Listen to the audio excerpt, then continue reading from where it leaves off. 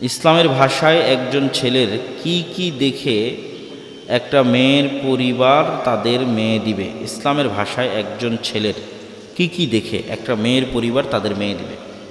ছেলের মধ্যে পার্সোনালিটি, ব্যক্তিত্ব, আত্মমর্যাদা, এটা হলো আসল। দায়িত্ব নেওয়ার মানসিকতা, এটা আসল। কোটিপতি দেখে বিয়ে দিয়ে দিলাম, সরকারি চাকরি দেখে বিয়ে দিয়ে দিলাম, কিন্তু ব্যক্তিত্ব নয়, দায়িত্ব নেওয়ার মানসিকতা নেই, ওর কাছে আপনার মেয়ে ভালো থাকবে না। দায়িত্বশীল ছেলের কাছে মেয়ে দিতে হবে। শাইখ কোনো এক সময় আল্লাহ আমাকে হেদায়েত দান করেছিলেন। আমি ইসলামের খুঁটিনাটি সকল বিধান মেনে চলতাম, কিন্তু কালের বিবর্তে আমি সেই হেদায়েত হারিয়ে ফেলেছিলাম। বর্তমান পুনরায় আবার সালাত সিয়াম আদায় করা শুরু করেছি, কিন্তু আগের মতো মনে শান্তি তৃপ্তি পাই না। তুমি আল্লাহর পথে যাত্রায় বইটা পড়ে দেখো, তারপরেও যদি শান্তি তৃপ্তি না পাও আমার সাথে দেখা করিও পার্সোনালি, সমস্যা নেই। জোহরের 4 রাকাত বেশিটা সুন্নাত। এই যে সালাতের যত প্রশ্ন আছে না, এটা নিয়ে আমাদের একটা বই আছে, 1000 প্রশ্নের উত্তর। তায়াম্মুম, অজু, ফরজ গোসল, হায়েজ, নেফাস, সালাত, ঠিক আছে, সবগুলো মিলে 1000 প্রশ্নের উত্তর আছে। স্টেজের সোজা পিছনে কালো গাড়ি বই মুক্ত করা আছে। স্টেজের পিছনে আই ওই পাশে রাস্তার দিকে যেতে, ঠিক আছে, রাস্তার দিকে গাড়িতে বই আছে। ইসলাম কি যৌথ পরিবার সমর্থন করে? করলেও মহিলাদের পর্দার বিধান কি? যৌথ পরিবার সমর্থন করে না এরকমও বলা যাবে না, আবার যৌথ পরিবার বাধ্যতামূলক এটাও বলা যাবে না। এখন আমি যদি ছেলে হই, তাহলে আমার ওপর শুধু আমার স্ত্রী আর ছেলে মেয়ের দায়িত্ব এটা নয়, আমার ওপর আমার বাপ মায়েরও দায়িত্ব আছে। তাহলে বাপ মায়ের দায়িত্বটা আমাকে বাপ মায়ের সাথে বাপ মায়ের বাড়িতে থেকেই পালন করতে হবে, এটাও জরুরি নয়, পরিবেশ পরিস্থিতির উপর নির্ভর করে। এখন যৌথ ফ্যামিলিতে যদি থাকা হয়, সেক্ষেত্রে পর্দার বিধানে মাহরাম এবং নন মাহরাম মেনটেন করা একটু কষ্টকর হয়। তো মাহরাম এবং নন মাহরাম মেনটেন করার ক্ষেত্রে একটু সতর্ক থাকলে, পরিবারের সকল সদস্য আন্তরিক থাকলে, সহযোগিতাপূর্ণ থাকলে, এটাও অত কঠিন নয়। একটু কষ্টকর কিন্তু অত কঠিন নয়। ভবিষ্যতে একজন আদর্শ মা হওয়ার জন্য কী ধরনের প্রস্তুতি নেওয়া যেতে পারে, এ সম্পর্কে একটু বিস্তারিত আলোচনা করবেন। আদর্শ মা হওয়ার জন্য 2টি জিনিস লাগবে, লজ্জা এবং জ্ঞান। লজ্জা এবং জ্ঞান। পোশাকের লজ্জা নয়, অন্তরের লজ্জা। পোশাকের পর্দা নয়, অন্তরের শরম, অন্তরের হায়া, মনের শরম, মনের হায়া।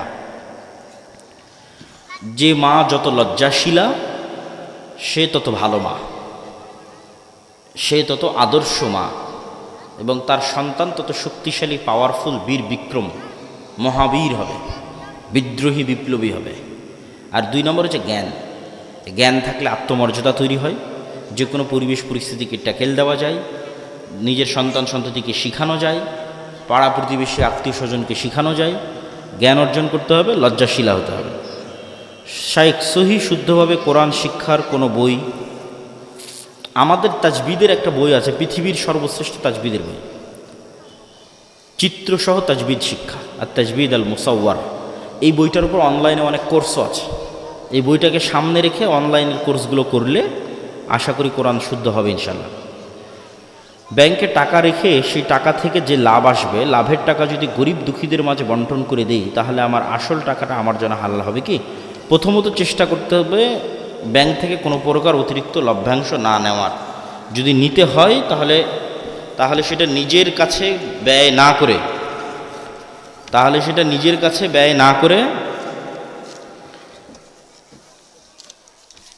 নেকির আশা ছাড়া জনকল্যাণমূলক কাজে ব্যয় করে দিতে হবে।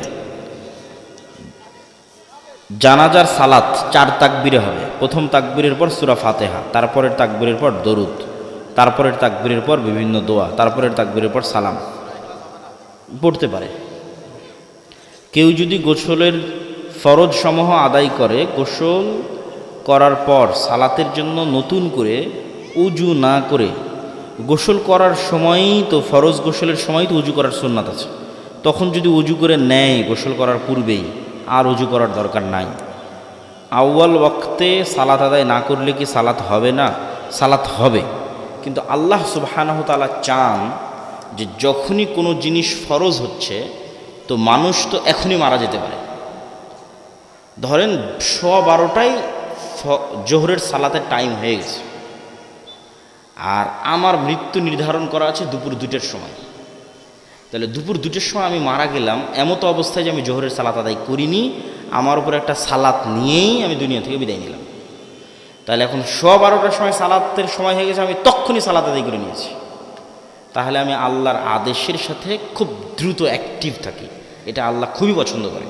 এই জন্য ইবাদতের মধ্যে সবচেয়ে গুরুত্বপূর্ণ ইবাদত আউয়াল ওয়াক্তে সালাত আদায় করা। কেন তখনই আদেশ শুরু হয়েছে, কে সবার আগে দেখি, যে সবার আগে সেই তো আল্লাহর শ্রেষ্ঠ বান্দা। আমার জামা ছিঁড়ে গেছে, ছেঁড়া জামা শরীরে পড়া অবস্থায় সেলাই করলে কি না? তো এরকম এইগুলো কুসংস্কার, কোনো ক্ষতি হবে না।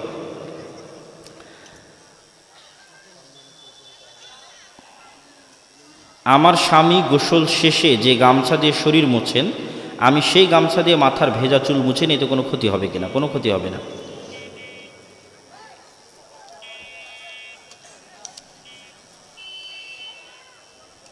গর্ভধারিণী নারীরা যখন গর্ভধারণ করেন, নির্ধারিত 6 মাস 7 মাস পরে তার শ্বশুর বাড়িতে গিয়ে কি স্বাদ খাওয়ানো হয়? গর্ভধারিণী নারীর উপর তার শ্বশুর বাড়ি থেকে এটা বাধ্যতামূলক হয়ে থাকে। এগুলো কুসংস্কার, এগুলো কিচ্ছু নাই। গর্ভধারিণী নারী যদি কিছু করতে চায় তাহলে 2টা জিনিস করতে পারে। ইহুদিরা একটা জিনিস করায়, আর আমরা মুসলমানেরা আর একটা জিনিস করতে পারি। ইহুদিরা করাই হচ্ছে প্রচুর পরিমাণে গণিত এবং অঙ্ক করতে বলে মাকে, যে তুমি প্রচুর পরিমাণে গণিত এবং অঙ্কের সাথে কানেক্টেড থাকো, তাহলে ছেলে মেধাবী হবে, প্রচুর ব্রেনি হবে। আর আমরা করতে পারি, গর্ভধারণ অবস্থায় মা প্রচুর পরিমাণে কোরআন তেলাওয়াত করতে পারে, কোরআন খতম দিতে পারে, সালাত আদায় করতে পারে, এবং নিজের মনকে শান্ত, তাকে তার উপর জুলুম না করা, অত্যাচার না করা, কষ্ট না দেওয়া, মন ভালো রাখা। কেন প্রত্যেকটার প্রভাব ওই সন্তানের উপর গিয়ে পড়ে যে সন্তান পেটে আছে। আমি পর্দা করি, আমার স্বামীর তেমন সামর্থ্য নেই আমাকে আলাদা বাড়ি বানিয়ে দেওয়ার। আমার দেবরসহ আমরা এক বাড়িতেই থাকি, আমার পক্ষে সারাদিন মাথা থেকে পা পর্যন্ত শরীর থেকে সংসারের কাজ করা সম্ভব নয়, তাই সাধারণ ঢিলেঢালা পোশাক পরে বাড়ির কাজ করি। আপনি যা করছেন ঠিকই আছে, তবে এটার থেকেও প্রমাণ পাওয়া যায় যে আসলে টাকার প্রয়োজন কত। পর্দার জন্য আসলে টাকার খুব দরকার। ভালো পর্দার টাকা ছাড়া ভালো পর্দা করানো যায় না। এই জন্য যুবকরা তোমরা বেশি করে টাকা ইনকাম করার চেষ্টা করো যারা বিয়ে করতে চাচ্ছ। তবে আপনি যেটা অবলম্বন করছেন ঢিলেঢালা পোশাক পরে, এটাতে সমস্যা নেই, এটা ঠিক আছে। এটাতেই আল্লাহ সুবহানাহু ওয়া তাআলা আপনার অন্তরের পর্দাকে আল্লাহ সুবহানাহু ওয়া তাআলা গ্রহণ করবে ইনশাআল্লাহ, এবং আপনার চেষ্টাকে। আমার মামা শ্বশুর বাড়িতে এসেছেন, আমার শাশুড়ি মা তাকে যথেষ্ট আপ্যায়ন করেছেন, তাই মামা শ্বশুরের সামনে নিজেকে বের হওয়ার প্রয়োজন মনে করিনি। আমি বের হইনি এবং কথাও বলিনি। লম্বা প্রশ্ন। সালাদের সময় কথা বলা কি জায়েজ? তাহাজ্জুদ সালাত আদায় শেষে ঘুমিয়ে তাই ফজরের জামাত পায়নি, এতে কোনো পাপ হবে কি? ফজরের সালাত জামাত না পেলে পরে পড়ে নেবেন, কিন্তু নিয়মিত এটা হওয়া যাবে না। রাস্তা অনেক লম্বা প্রশ্ন। যারা অসৎ পথে টাকা ইনকাম করবে তাদের কি হবে? আর যারা পৃথিবীতে হারাম টাকায় দান ও আচরণ ভালো কাজ করবে তারা কি জান্নাত পাবে? হারাম টাকায় আবার দান হয় নাকি? হারাম টাকায় দান হয় না, এবং হারাম টাকা উপার্জন করা হচ্ছে মুনাফিকি, এবং হারাম শরীর কখনো জান্নাতে যাবে না। ওই দানই কবুল হবে যেই দান হালালের উপর। যখন ক্লাস করো তখন ইন্টারনেট কানেক্ট থাকার কারণে তোমার টিচার অনলাইনে আসলো, তুমিও জুমে লগ ইন করে ক্লাসে ঢুকে গেলাম, তাহলে তোমার চেহারা তোমার টিচার দেখতে পাচ্ছে, তুমি তোমার টিচারের চেহারা দেখতে পাচ্ছ। তো ইন্টারনেটের যে প্রযুক্তি, এই প্রযুক্তির চাইতেও হাজার এবং কোটি গুণ টপ লেভেলের প্রযুক্তি হচ্ছে সালাত, যেটাতে বান্দা তার রবের মুখোমুখি হয়ে যায়। বল আল্লাহু আকবার। তো তুমি যেমন ওই যে ক্লাসে অনুপস্থিত যদি থাকো, তোমাকে পরীক্ষা দিতে দিবে, তোমাকে সার্টিফিকেট দিবে। অনলাইন ক্লাসে তুমি তোমার টিচারের মুখোমুখি হলো না, অনুপস্থিত থাকলা, তো তোমার সার্টিফিকেটও নেই, তোমার নাম্বারও নাই, কিছুই নেই। তো তুমি দিনে 5 বার রবের দরবারে গিয়ে হাজিরা দিলে না, ওই সেম সিস্টেমে, সেম ফরম্যাটে, যেটাতে গায়েবে নির্ধারণ করা আছে, লাউহে মাহফুজে যেই ফরম্যাট নির্ধারিত আকারে আছে, ওটার সাথে মিলতে তো হবে। ওটাই তো পাসওয়ার্ড হিসেবে বললাম। তুমি দিনে 5 বার ওই কাজটা করলে না, তো তুমি তো আল্লাহর গন্তির খাতার মধ্যেই নাই। তোমার এখন বাকি আমল দিয়ে লাভ কি? তোমার ভোট দিয়ে লাভ কি? তোমার তাকবীর দিয়ে লাভ কি? তোমার মিছিল দিয়ে লাভ কি? কোনোটাই কোনো কাজে আসবে না, সব বাদ, সব জিরো। আগে হাজিরা হতে হবে। হাজিরা হওয়ার পর বাকি কাজ। এই জন্য 5 ওয়াক্ত সালাতের কোনো বিকল্প নাই। নিজের পরকাল বাঁচাতে, আল্লাহর সাথে নিজের সম্পর্ক ঠিক রাখতে এবং গোলামি থেকে মুক্তির লক্ষ্যে 5 ওয়াক্ত সালাত সবার আগে, সবার চেয়ে জরুরি। 2 নম্বর আর একটা আমরা বলেছি জিকির। একটু পানি বা একটু চা দিয়েন তো। সকাল সন্ধ্যার জিকির। জিকির বোঝানোর জন্য, এরকমই তোমাদের পরিভাষায় বোঝানোর জন্য আমি বলি, জিকির হচ্ছে সাউন্ড টেকনোলজি, আওয়াজ কেন্দ্রিক একটা টেকনোলজি, একটা প্রযুক্তি। এই যে এখানে যত ক্যামেরা আছে, পানি দিলেও হবে, সমস্যা নেই। এখানে যত ক্যামেরা এবং মোবাইল আছে, এগুলো সবগুলোই আলো বা লাইটের যে ওয়েভ, তরঙ্গ আছে, ওই টেকনোলজির উপর দাঁড়িয়ে আছে। সমস্যা নেই, সমস্যা নেই। জাযাকাল্লাহ।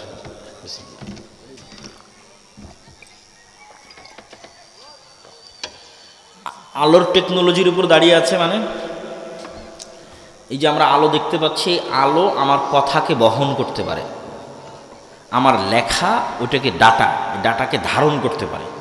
আমি এখান থেকে বলতেছি, এই আলো এই কথাটাকে ওর গতিতে উড়িয়ে নিয়ে আমেরিকা চলে যাচ্ছে ওই মোবাইলের মাধ্যমে। এখন বলতেছি আমেরিকা, ওরা এখন শুনতে পাচ্ছে। এটা আগেও যেত, পৃথিবী যেদিন থেকে আছে সেই দিন থেকেই যায়। আমরা জানতাম না, আমরা ব্যবহার করতে পারিনি, শিখিনি ব্যবহার করা। এখন ব্যবহার করা শিখেছি, নেটওয়ার্ক লাগিয়েছি, ঠিক আছে, টাওয়ার লাগিয়েছি, মোবাইল বানিয়েছি, এখন ব্যবহার করতে পারতেছি। কিন্তু যেত আগে থেকে। আমি বলতেছি আমার এই কথা এখন ইনস্ট্যান্ট আমেরিকা চলে যাচ্ছে, এটা আগে থেকেই যেত। কিন্তু আলোর মধ্যে দিয়ে যে ডাটা যায়, এটা আমরা জানতাম না। তথ্য প্রবাহিত হয়, এটা আমরা জানতাম না। এখন শিখে গেছি, এখন ব্যবহার করতেছি। তো এইটা একটা টেকনোলজি যেটার উপর এখনকার পৃথিবী দাঁড়িয়ে আছে, এখনকার কম্পিউটার, এখনকার মোবাইল, ল্যাপটপ সব দাঁড়িয়ে আছে। তো আরেকটা টেকনোলজির কথা আমরা বলতেছি, যেটা এটার চাইতেও লক্ষ কোটি গুণ উন্নত, যেটার ধারে কাছে বিজ্ঞানীদের যাওয়া সম্ভব নয়, হাজার লাখ কোটি বছরও যাওয়া সম্ভব নয়। সেই টেকনোলজির নাম সাউন্ড টেকনোলজি। এটা এত উন্নত প্রযুক্তির বিজ্ঞান, যেটার হালকা ন্যূনতম জ্ঞান আল্লাহ সুলাইমান আলাইহিসসালাতু ওয়াসসালামকে দিয়েছিলেন। কাকে দিয়েছিলেন বলো তো? সুলাইমান আলাইহিসসালাতু ওয়াসসালামকে দিয়েছিলেন। যে কি বললে পিঁপড়া বুঝবে, এটা সুলাইমান আলাইহিস সালাম জানতেন। আবার পিঁপড়া কি বুঝতেছে, এটাও সুলাইমান আলাইহিস সালাম জানতেন। তথা সকল প্রকারের সাউন্ড শোনা এবং বুঝার ক্ষমতা তার ছিল। এটা সাউন্ড টেকনোলজি। অনেক মুফাসসির লিখেছে যে সুলাইমান আলাইহিসসালাতু ওয়াসসালাম যে বললেন, কে পারবা বিলকিসের সিংহাসনকে চোখের পলকে আমার এখানে উপস্থিত করাতে। তো ইফরিত মিনাল জিন, জিনদের একজন ইফরিত বলল, ইফরিত নামক, যে আপনি বসা থেকে দাঁড়ানোর আগে সিংহাসন এখানে উপস্থিত করব। তো সুলাইমান আলাইহিস সালাম রাজি হলেন না। তখন কোরআনের আয়াতে বলা আছে যে এমন একজন লোক যাকে আল্লাহ জ্ঞান দিয়েছিল। ওখানে কিন্তু আর বলা নাই যে জিন না মানুষ, এটা বলা নাই। বলেছে এমন একজন যাকে আল্লাহ জ্ঞান দিয়েছিল, সে বলল যে আমি চোখের পলক ফেলার আগে সিংহাসন নিয়ে আসতে পারবো। জিন কিন্তু পারেনি। আগে যে ইফরিত নামক জিন, ও বলেছে আপনি দাঁড়িয়ে আছেন বসার আগে, অথবা বসে আছেন দাঁড়ানোর আগে নিয়ে আসবো। সুলাইমান আলাইহিস সালাম এটাতে রাজি হয়নি। এমন একজন যাকে আল্লাহ জ্ঞান দিয়েছিল, সে বলল আপনার চোখের পলক পড়ার আগে নিয়ে আসবো। তো অনেক মুফাসসির লিখেছে, মানে বিশেষ জিকির দিয়েই কাজটা করেছে, সাউন্ড টেকনোলজি। এবং অনেক বিজ্ঞানী বলেছে যে পিরামিড যে তৈরি হয়েছে, এত উঁচুতে যে পাথর চলে গেছে, আজকের পৃথিবীর সবচেয়ে বড় ক্রেন দিয়েও এত উঁচুতে পাথর নিয়ে যাওয়া সম্ভব নয়। কেমনে গেল? তো বলে এটা সাউন্ড টেকনোলজির সহযোগিতা ছাড়া এটা সম্ভব নয়। তো সাউন্ড টেকনোলজি খুব বড় একটা টেকনোলজি, যার ধারে কাছে আজকের বিজ্ঞান নাই। সেটা যে আওয়াজ, যে জিকির। তো আল্লাহ সুবহানাহু ওয়া তাআলা ইসরাফিলকে বাঁশি দিয়ে রেখেছেন। ইসরাফিলের কান খাড়া হয়ে আছে। সারা পৃথিবী ধ্বংস করা হবে, আসমান জমিন ফেটে চৌচির হয়ে যাবে, পাহাড়গুলো আকাশে উড়বে আওয়াজের প্রভাবে, ইসরাফিলের বাঁশির আওয়াজে। তাহলে আওয়াজ কত পাওয়ারফুল হতে পারে যে পুরো পৃথিবী ধ্বংস করা হবে কি দিয়ে? আওয়াজ দিয়ে। এবার পৃথিবীর সব মানুষ মরে গেছে, জিবরাইল, মিকাইল, মালাকুল মউত সব মরে গেছে, আল্লাহর আরশ বহনকারী তারাও মরে গেছে। আল্লাহ এখন সবাইকে জীবিত করবে অনেক দিন পর, কতদিন পর আল্লাহ ভালো জানে। তখন ইসরাফিলকে জীবিত করে আবার ইসরাফিলকে বলবে বাঁশিতে ফু দাও। এখন সারা পৃথিবীর মানুষ একবারে নিজ নিজ কবর থেকে উঠে উলঙ্গ এবং খালি পায়ে দৌড়াতে থাকবে আওয়াজে, ইসরাফিলের বাঁশির আওয়াজে। আওয়াজ কত পাওয়ারফুল হতে পারে! আওয়াজ জানা গেলে, আওয়াজ শিখা গেলে সে আওয়াজ খুবই পাওয়ারফুল। এমন কোনো অসম্ভব নাই যে অসম্ভব আওয়াজ দিয়ে সম্ভব করা সম্ভব নয়। তো ঠিক তেমনি মুহাম্মদ সাল্লাল্লাহু আলাইহি ওয়াসাল্লাম এবং তার উম্মতকে আল্লাহ যে মুজিজা দিয়েছেন, এটা মুসা আলাইহিস সালামের লাঠির চেয়ে বেশি পাওয়ারফুল। এটা ঈসা আলাইহিস সালাম যে অন্ধর চোখে হাত দিয়ে বলে দিতেন যে এর চোখ হয়ে গেল বিসমিল্লাহ, কারো মাথায় টাক ছিল বিসমিল্লাহ বলে দিলে চুল হয়ে গেল। তো ঈসা আলাইহিস সালামের ওই মুজিজার চেয়েও পাওয়ারফুল আল্লাহ একটা মুজিজা মুহাম্মদ সাল্লাল্লাহু আলাইহি ওয়াসাল্লাম এবং উম্মতে মুহাম্মাদিকে দিয়েছে, সেটা হচ্ছে এই কোরআন। বলেন আল্লাহু আকবার। কেননা এই কোরআন কার আওয়াজ? আল্লাহর, সরাসরি আল্লাহর আওয়াজ। বলেন আল্লাহু আকবার। এই কোরআনের শব্দ এবং বাক্য আল্লাহর, যেটা আল্লাহ সুবহানাহু ওয়া তাআলার কাছ থেকে জিবরাইল আলাইহিস সালাম শুনেছে, জিবরাইলের কাছ থেকে মুহাম্মদ সাল্লাল্লাহু আলাইহি ওয়াসাল্লাম শুনেছে। এটা আল্লাহর আওয়াজ, আল্লাহর শব্দ। এই জন্য এটির চেয়ে পাওয়ারফুল এবং শক্তিশালী আর কিছু নাই পৃথিবীতে এই কোরআনের চেয়ে। কেন এটা সাউন্ড টেকনোলজি, সাউন্ডের চেয়ে পাওয়ারফুল কিছু নেই। এই বিজ্ঞানের ধারে কাছে নাই, এই আওয়াজের ধারে কাছে নাই। এই জন্য জিকিরের মধ্যে সর্বশ্রেষ্ঠ জিকির হচ্ছে কোরআন। ওইটার উপর ঈমান থাকতে হবে, বুঝতে হবে, পড়তে হবে, সকল কাজে লাগবে, সকল কাজে। তো যে কোনো অসম্ভবকে সম্ভব করা যায় জিকির দিয়ে। এইটার আর এক দুটো উদাহরণ দিয়ে আজকের বক্তব্যের শেষের দিকে চলে যাব। মুসা আলাইহিস সালাতু ওয়াস সালামকে আল্লাহ যখন ফেরাউনের কাছে পাঠালেন, তখন মুসা আলাইহিস সালামকে আল্লাহ লাঠি দিলেন, বগলের নিচ থেকে হাত বের করলে সেটা জলজল করে, এই মুজিজা দিলেন। তারপরে মুখের যে জড়তা ছিল সেটা ভালো করে দিলেন। সব ভালো করে দেওয়ার পর আল্লাহ মুসা আলাইহিস সালামকে বলছেন ওয়ালা তানিয়া ফি জিকরি। মুসা, এগুলো যা দিলাম এগুলো সব অ্যাক্টিভ থাকবে, ফাংশন করবে যদি তুমি আমাকে জিকিরে না ভুলে যাও। খবরদার আমাকে জিকিরে ভুলবা না।